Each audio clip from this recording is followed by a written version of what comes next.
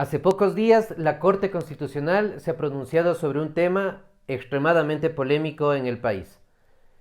Entre otras cosas, la Corte ha declarado que es no punible el aborto de una mujer cuando el embarazo ha sido fruto de una violación.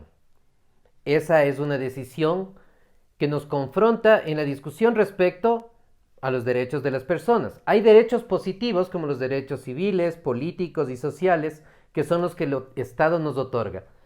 Pero hay una serie de garantías y libertades negativas. Es decir, cuando yo no quiero que el Estado interfiera en mis propias decisiones, que son las que se tutelan y se salvaguardan a través de esta decisión.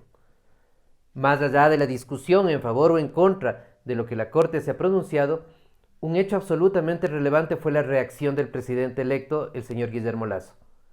Cuando algunos podrían pensar que su opinión respecto a este tema iba a ser en el sentido de criticar a la Corte, dadas sus convicciones cristianas personales, la decisión o su expresión ha sido en sentido contrario.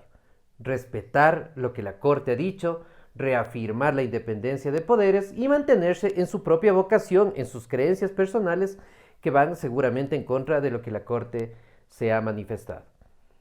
Ese es un gran paso en el sentido de dar institucionalidad y marcar la diferencia entre el poder ejecutivo, legislativo y los poderes jurisdiccionales, entre ellos el de la Corte Constitucional. Gran paso, insisto, el del presidente Lasso, pero a ese deben sumarse otros. Uno de ellos, muy importante y que tendrá que darlo en pocos meses, es la estructuración de las ternas que va a enviar a nombre del Ejecutivo para la renovación parcial de la Corte Constitucional.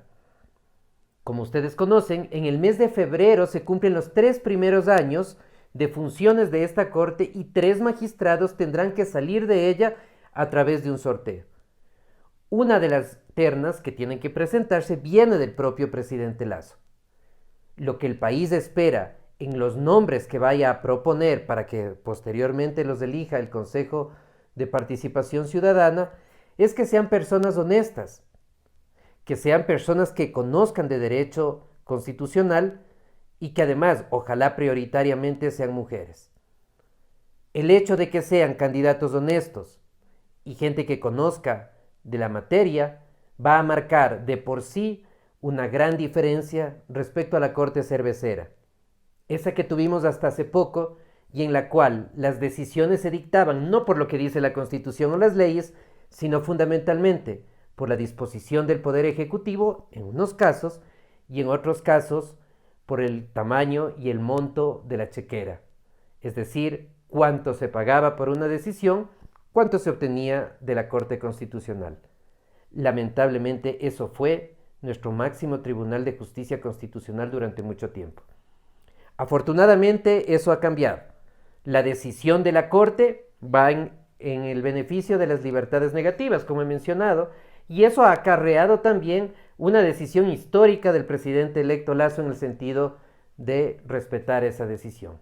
Finalmente, y como se ha mencionado, ojalá las ternas de candidatos a la próxima renovación, a esos 3 cupos que van a quedar, sean personas honestas, conocedoras y ojalá prioritariamente mujeres.